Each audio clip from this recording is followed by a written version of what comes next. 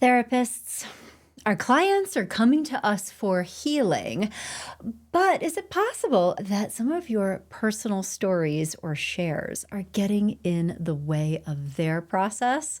On today's episode of Love, Happiness, and Success for Therapists, we're diving into that fine line, fine art of appropriate self-disclosure and how to make sure that it enhances rather than derails your therapeutic or coaching relationship with your clients. So to get this party started, let's talk about some different case examples of situations where therapists have been making themselves a little bit too present in their work. Starting with the let's talk about me scenario. So consider, maybe a client is struggling with grief after losing a parent. They wisely get into therapy as a way to process this. But then during sessions, a therapist will bring up repeatedly stories of their own losses, losing their own parents, how they dealt with grief in their own life, their own personal strategies. And maybe at first, this can seem comforting to a client, right? Thinking, oh, my therapist can relate to me. They understand what I'm going through. And that's a positive thing, but that it also keeps happening. And over time, as clients are noticing that every session seems to be more about the therapist's own experiences than the client's. Like the client started to feel like their grief was being overshadowed, like they needed to talk about what the therapist wanted to talk about, which was different than how they were feeling or what they were needing or wanting. And of course, starting to feel really frustrated. Like, now, okay, I'm paying you, to listen to your story. And also clients starting to feel, I think, rightly so, that they need to be there emotionally for clinicians. They are in the role of now having to take care of clinicians, provide empathy to the therapist. And so, of course, as you can imagine, it was just a matter of time before clients stopped coming to sessions. Right? And so, of course, can come out in situations where a therapist is like going through their own emotional stuff and like kind of needing to talk about things. But this can happen in other ways. I mean, take the case of the fitness enthusiast scenario. So, client wisely, again, comes into therapy dealing with, say, a blend of anxiety and also some body image issues, some confidence stuff. And during one of their sessions, the therapist starts talking about their personal workout routine. But what actually happened in this case is that the client started feeling judged and inadequate. Like this therapist's standards were being imposed on them. And perhaps this therapist was, really fit and energized, and the client starts comparing themselves to them, right? Like shame starts happening, but it is related to the therapist, which becomes a barrier for the emotional intimacy and the kind of relationship that client really needs to have with their therapist. And so instead of feeling supported, this client now feels pressure to conform to these therapists' fitness ideals, which are honestly making them feel even more anxious and insecure. And again, I think zero people would be surprised to know that here's another situation where the client is like, this is not the right fit for me. They decide to switch therapists, feeling that, this specific person's personal experiences were becoming so prominent that it was actually clouding their ability to listen, to understand, and be receptive to whatever fitness journey or health promoting path that this client felt was genuinely best for them, not the therapist. This may or may not shock you, depending on your professional experiences, but I have heard stories from clients or other colleagues, personal friends, about experiences with therapists who are actively using clients for their own personal validation. For example, a client comes in dealing with low self-esteem, wanting to feel more confident, and starts noticing that their therapist would bring up stories from their own life frequently, saying like, I went through something similar when I was your age, followed by personal anecdotes that seemed to go on for too long, lots of detail. And then the therapist would ask something like, Do you think that was the right choice, or would you have done the same, like after telling their personal story, asking the client for input? And of course, the client in this situation starts to feel incredibly uncomfortable, sensing that this therapist is looking for their approval or confirmation, which of course feels so inappropriate. Instead of focusing on the client's challenges, these sessions seem to be about reassuring the therapist. And of course, the client starts feeling disconnected and stops attending therapy. This is a waste of my time. Therapists can overshare about so many different things, but I hear a lot of stories about therapists who talk way too much about their own family of origin experiences. A good example of this would be a story about a client going through relationship issues like marriage problems, was so shocked when their therapist starts disclosing detailed stories about their own troubled marriage, or perhaps what their troubled marriage was like prior to their divorce. So again, maybe initially the client appreciated that the therapist seemed to get it, to have empathy for what they're going through, but very quickly started to feel really uncomfortable with how much the therapist was sharing and just going on and on. The therapist would start talking about their spouse, even mention specific conflicts that they had at home. And of course, this poor client, like rightly so, is like, this isn't therapy. This is like what I might do with a personal friend over coffee if we were both having a hard time.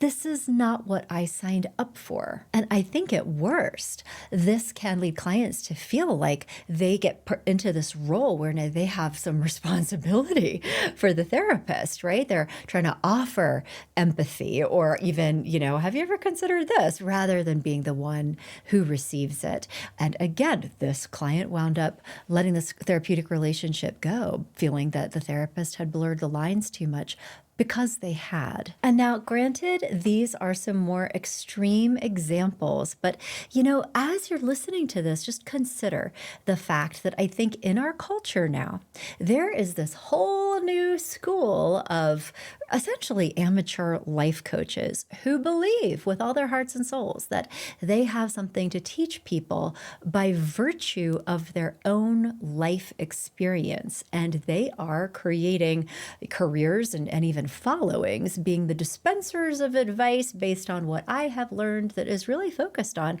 I'm going to share my personal stories with you. And from these parables, if you will learn and grow. Even though that is what some helping professionals believe is appropriate, we professional, trained therapists cannot and should not operate in this way. That is not what we do. We do not teach in the same way. We are receptive. We help our clients tell us what the right answers are. Not that there isn't a time and place for some providing of information, and to a very limited degree, short, small statements that convey empathy, that convey understanding, that normalize behaviors, but 8 words long, and then we stop, and very sparingly. I will even tell you that personally, I am aware of simple things like at the start of a therapy session or coaching session, if a client is like, Lisa, how are you doing? How have you been? I will very, very, very deliberately minimize the heck out of that. Good overall. It's been a busy week. Happy the kids are back in school. But anyway, I'm just so happy to see you. And I can't wait to hear what would be helpful for us to talk about today, because I am hyper aware that this whole thing, I am there on somebody else's dime. And every minute I am talking about myself or my life at any length at all, they are paying me for that. And that is just so not appropriate. I would get annoyed if I was the client in that situation. And so while I certainly want to have a positive and warm relationship with my clients, I am always aware that I am here to do a job, and making sure that that framework is guiding my behaviors when how I respond to people about even just simple greetings. Very lastly, let me just tell you about one other horrible example. I actually had a family member who was in therapy with someone one. This family member was disclosing something that was very painful and difficult to them. They were bothered about it. And this provider actually responded with, do you know, I lost my husband a couple of months ago, and so I think that you need to suck this up. Can you believe that? I don't know. Depending on the clinicians that you've met across the course of your lifetime, maybe you can, but I was so shocked to hear that. And again, an example of not just oversharing, but a clinician having their own personal issues spill over into that space of the therapeutic relationship in a very inappropriate and unhelpful way. And so this is, again, just to bring visibility into the fact that this definitely happens and that this can have such serious consequences, both for clients and for clinicians. So let's just talk about that part for a second.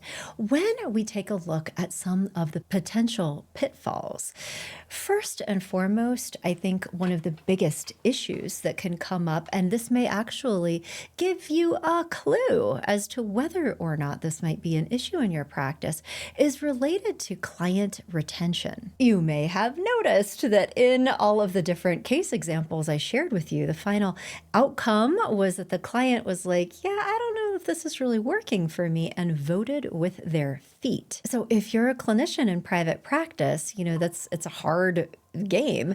And it is important for you to be paying attention to whether or not you feel that you have clients dropping out of this process prematurely, and be asking yourself, if it seems to be a pattern, why might that be? Because if you're not doing this kind of self-reflection and checking in about how am I showing up with my clients? Is this working for people? Over time, you may actually develop a bad reputation, considering the fact that word of mouth referrals are a big part of how this works for many therapists, particularly in private practice, is really important. And so if people aren't having that great of experiences with you and that isn't happening over time, it's going to impact who winds up showing up. But I will also just tell you, like friend to friend here, it only takes one bad Google review or, an online review elsewhere that prospective clients might easily find to create a lot of problems for you. And I think that we as therapists can have enough issues with things going sideways and really through no fault of our own, people interpreting things in odd ways and wanting to talk about it online, that is part of the professional experience, for better or for worse. However, there's a few people that was like, I didn't really get a whole lot out of it because they talked about themselves the whole time. And it seems like they're more focused on telling me about their lives and thinking that that was going to be helpful for me than being who and what I really needed them to be. And let's also not forget that therapists can and have been grieved for boundary violations. Now, while it may be true that having a tendency to overshare in your therapy practices might not be something that is always going to lead to formal disciplinary action, because that would take a highly motivated client who is very upset and going through the trouble of reporting you to the board, which is probably unlikely, but not impossible, depending on how long it's gone on or if they have felt that they have been harmed and are potentially seeking damages in some way. It could be that they might take some action, or they might talk to another therapist about their experience with you. That other therapist could become alarmed enough to say, you know what, somebody should do something, so I'm going to go ahead and report this. And that may or may not turn into a situation where, your license is revoked, but you might get a warning, or a licensing board might require you to seek out further training in ethical boundaries in order to ensure that your client-centered care is being prioritized. And they have a basis to do this because our professional organizations, so APA, ACA, they have strict ethical guidelines around self-disclosure that clearly state any self-disclosure should be for the client's benefit and is not about meeting your own needs, right? And so all of the professional organizations have a lot of similar language about what we need to be doing to maintain clear professional boundaries. So just for fun, mean, if you're kind of thinking, oh, yeah, maybe that's me, it might be worth looking up the code of ethics for your license, your profession, and just reminding yourself of what those standards are. Now, one last thing I will bring up as a potential pitfall, and this is friend to friend, is that we therapists are absolutely human. We do have our own stuff. We are oftentimes isolated, traumatized. We spend a lot of time with clients and are vulnerable to burnout. And if there is something going on where you are in some way getting some comfort or some needs met through these interactions with your clients in a way that isn't appropriate, that is also likely that it is because you are not getting these needs met in more appropriate ways elsewhere in your life. And that is a problem. As you know from family dynamics and triangling, this kind of dynamic will actually keep you stuck and be something that prevents your ability to heal and grow and be emotionally and mentally well. And you deserve to be that. So don't allow this pressure valve situation to be something that keeps you rather than helps you move forward personally. So thanks for letting me big sister you there for just a second.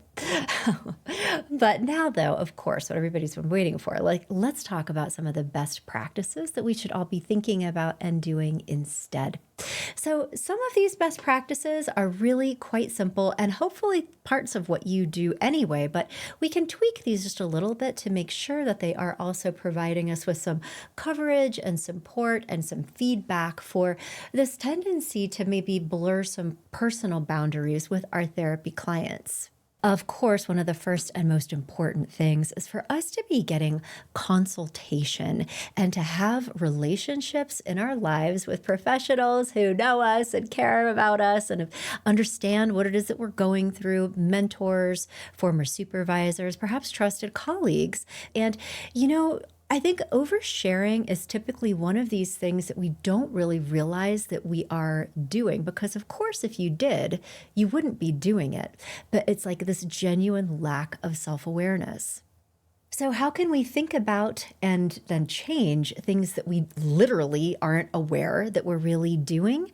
That's why having trusted people that we're talking to about the things that are our pain points in order to get honest feedback is so crucial. So for example, if you have a tendency to overshare and it is impacting your client retention, you might not currently be aware that it is your tendency to overshare that is related to this outcome. But if you have a colleague or a support group, a consultation group where it's a really open and honest, and you're able to say, I'm noticing that a lot of clients drop out after like 4 to 6 sessions. And it's surprising to me because I know we're not done with the work. And I think I've been chalking it up to people who are saying oh, I can't afford it. I got too busy and listening to that. But it's turning into such a pattern. I'm wondering if there might actually be something else going on. People who love you enough to be okay, well, tell us more about what is going on with you and what you think could be contributing to it so that you have the space to start thinking these things through. Additionally, staying super connected to your code of ethics, I think, is always just such an important part of best practices for everyone.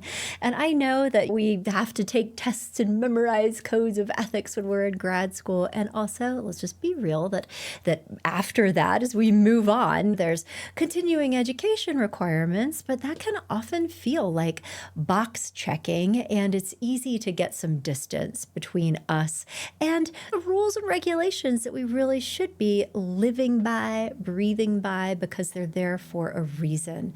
And so perhaps a challenge could be as part of your maybe annual practice or maybe every 2 years when you are up for licensure renewal, have some kind of practice that includes continuing education, which hopefully you're doing all of the time, but also what do I need to be reminding of myself and making it a little ritual that helps you stay in a good place on the straight and narrow, the kind of therapist who can be of most genuine service to the clients that trust you. These are great practices. Now, I will say that there is one more super important professional practice that I have talked about on other episodes of Love, Happiness, and Success for Therapists.